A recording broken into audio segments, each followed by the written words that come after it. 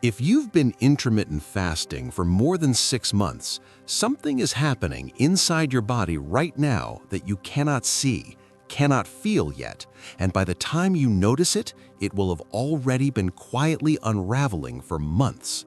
Your testosterone, the hormone that governs your muscle, your drive, your confidence, your libido, and your ability to feel like yourself, might be collapsing in slow motion. Not because you're lazy, not because you're unhealthy, but because of the exact health habit you've been doing religiously, believing it was making you better. That's the cruelest part of this. You're doing everything right, or so you think, and it's working against you at the hormonal level in ways that won't show up until the damage is already done. So before you open your eating window today, before you push through another morning on black coffee and willpower, you need to hear what the latest research is actually saying about long-term intermittent fasting and male hormones. Because what's been discovered in the last 2 years has fundamentally shifted how serious health researchers are thinking about this. A groundbreaking study in 2024, published in the Journal of Endocrine Metabolism, tracked 847 men who practiced daily intermittent fasting for over a year. These weren't sedentary men. These were health-conscious individuals, the kind of people who read studies, track their macros, and take their routines seriously. And what the researchers found in their blood work shook the entire fasting community. After just 180 days of consistent 16 to 8 fasting, average testosterone levels dropped by 11 to 14% in men under 40. Not in sick men, not in men who were doing everything else wrong, in men just like you. Here's why that number should stop you cold. Testosterone isn't just about muscle or sex drive, though it governs both of those things deeply. Think of testosterone as the CEO of your entire hormonal empire. It controls how your body partitions energy, how aggressively you build and hold muscle, how you distribute body fat, how quickly your brain recovers from stress, and even the baseline level of motivation and confidence you walk around with every single day. When that CEO starts losing power, everything in the company starts to quietly fall apart. Not dramatically, not all at once, just a slow, creeping decline where you start feeling like a slightly lesser version of yourself and can't quite figure out why. Now here's the mechanism, because understanding why this happens is the only way to stop it. When you consistently restrict your eating window day after day, your hypothalamus, which is the master command center in your brain, doesn't interpret this as a health strategy. It has no concept of biohacking. What it sees is a pattern of food scarcity. It sees the same signal it would have seen in a hunter-gatherer facing a brutal winter with dwindling food sources. And it responds the exact same way evolution programmed it to respond 200,000 years ago. It activates a metabolic state called adaptive thermogenesis and begins systematically down-regulating every biological function it considers non-essential to immediate survival. And reproduction, from an evolutionary standpoint, is the first thing that gets cut. There's no point in your body investing energy into testosterone production, sex drive, or muscle building when it believes you're on the edge of starvation. So the hypothalamus pulls back. It signals the pituitary gland to reduce output of the hormones that trigger testosterone production. The whole cascade slows down, and you keep fasting every day, completely unaware that your body is running an ancient survival program in the background, quietly shutting down the very systems that make you feel vital. But the story doesn't stop there, because it gets significantly worse before it gets better. A 2023 study published in Nature Aging found that men who fasted for 18 or more hours daily showed a 23% spike in morning cortisol levels. Cortisol is your body's primary stress hormone, and it has a direct inverse relationship with testosterone. Picture the two of them like opposite ends of a seesaw. When cortisol goes up, testosterone is forced down. This isn't a metaphor, it's biochemistry. They compete for the same hormonal precursors, and cortisol always wins that fight because your body prioritizes stress response over reproduction every single time. Cortisol is designed to be a short-term emergency tool. It's supposed to flood your system when you're being chased, when you're in immediate danger, when you need to mobilize every ounce of energy you have right now to survive a threat. But extended fasting windows trigger cortisol release chronically, day after day, morning after morning. Your adrenal glands are pumping out cortisol to mobilize stored energy because your body genuinely believes resources are scarce. And here's where the damage becomes physical and not just hormonal. Cortisol is catabolic. It breaks down muscle tissue to convert it into glucose. While you're fasting and congratulating yourself on your discipline, cortisol is literally cannibalizing the muscle you worked hard to build, feeding it back into your bloodstream as fuel. Meanwhile, your Leydig cells, the tiny specialized factories inside your testes whose sole job is to manufacture testosterone, are receiving cortisol's signal loud and clear. Survival is the priority. Stand down, and they do. One participant in the Stanford study described the feeling with painful accuracy. He said it was like driving a Ferrari running on diesel fuel. Everything technically still worked, but nothing felt powerful. Nothing felt right. That's not a motivational problem.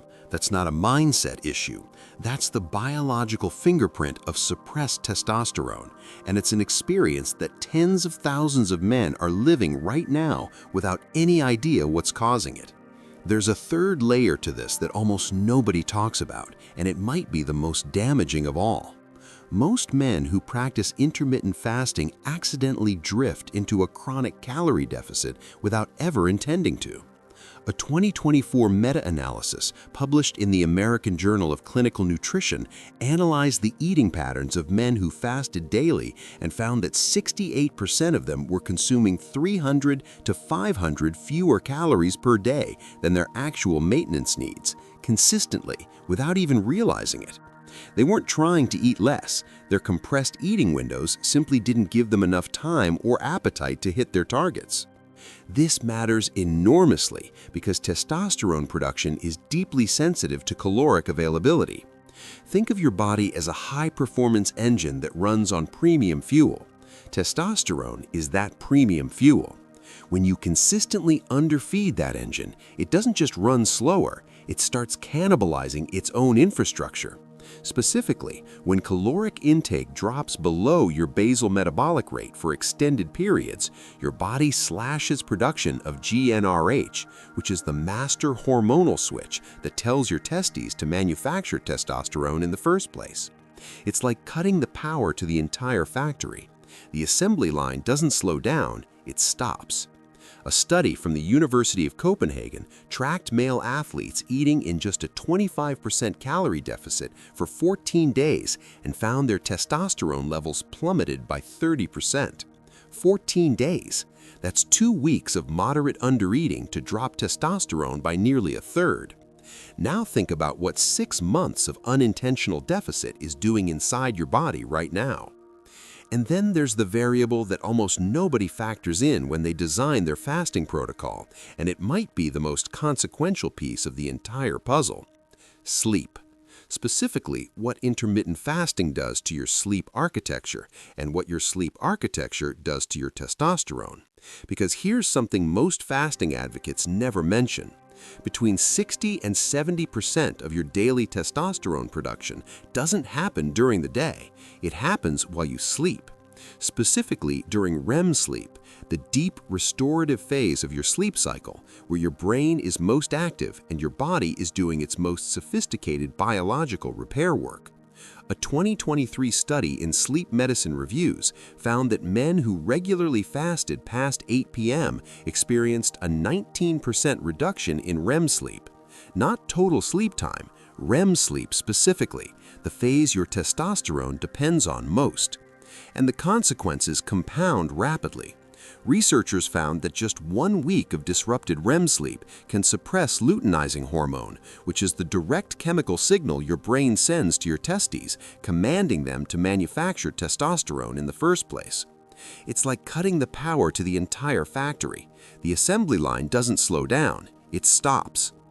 A study from the University of Copenhagen tracked male athletes eating in just a 25% calorie deficit for 14 days and found their testosterone levels plummeted by 30%.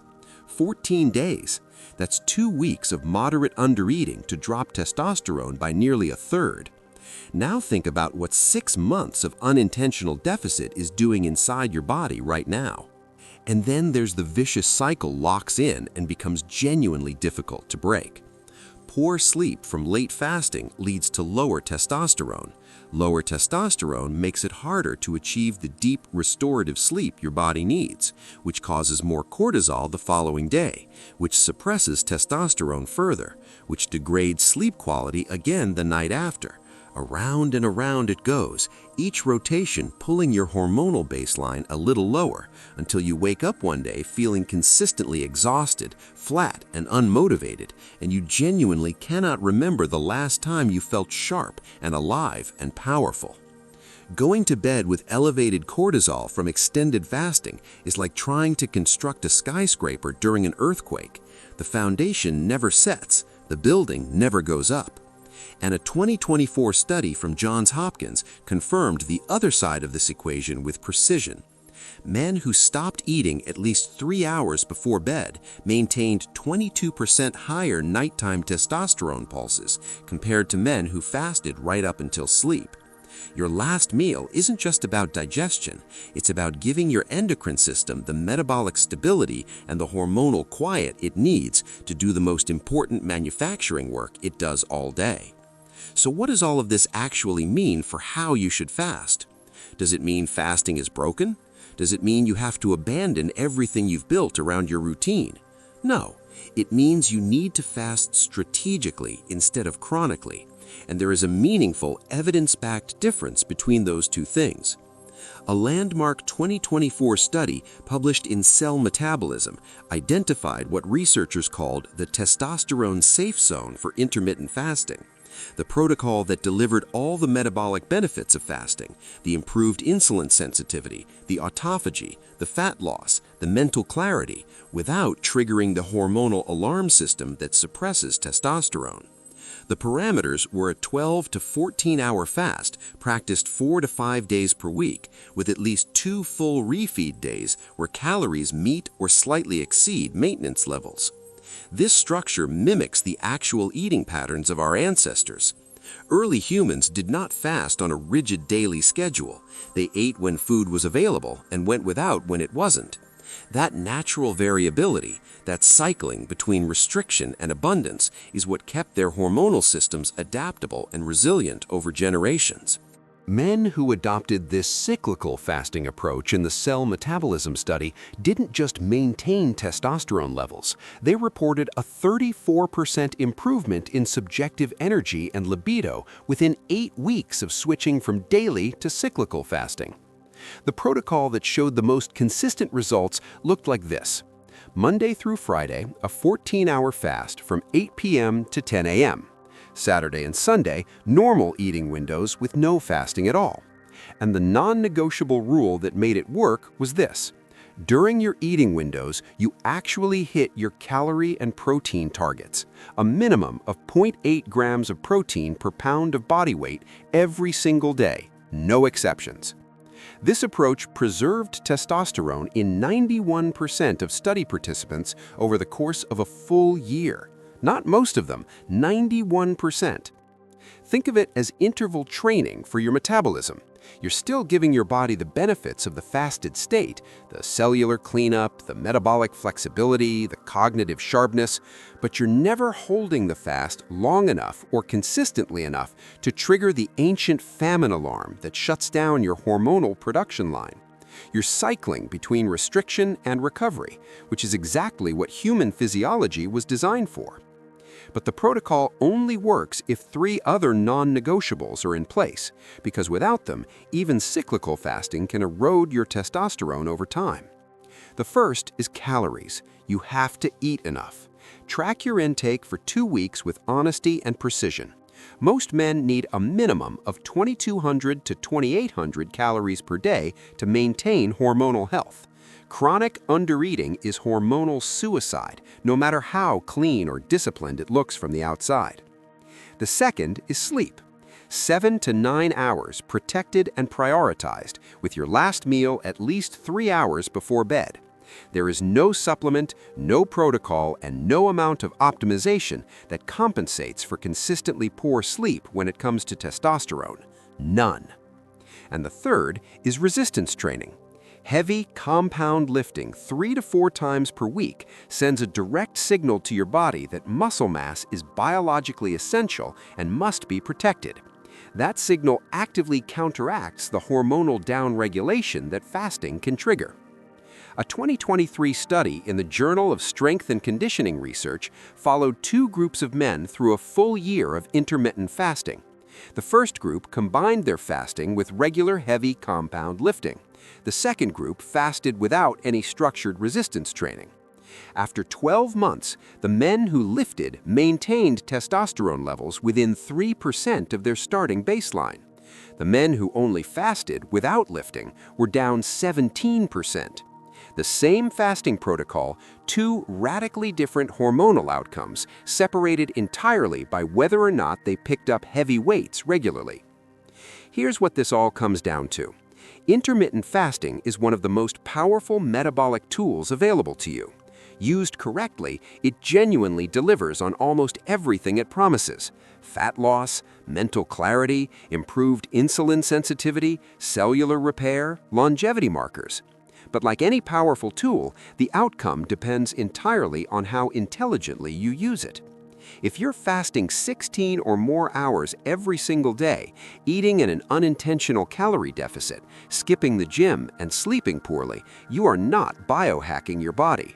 You are running a slow, invisible hormonal destruction program that won't announce itself until the damage is substantial and the symptoms are undeniable. But if you fast cyclically, eat enough to actually fuel your biology, train with weights consistently, and protect your sleep like the hormonal lifeline it actually is, you get everything: the longevity benefits of fasting and the vitality, drive, strength, and confidence of optimized testosterone. You don't have to choose between them. You just have to be smarter than the standard advice. Your testosterone isn't a fixed number. It's a living, responsive system that is constantly reacting to the signals you send it. Every meal, every night of sleep, every workout, every fasting window is a signal. The question is whether those signals are telling your body that it is thriving or that it is slowly starving. Because right now, based on what the research is showing, millions of men are sending the wrong signal every single day and wondering why they feel like a dimmer version of who they used to be. Now you know why, and more importantly, now you know exactly what to do about it.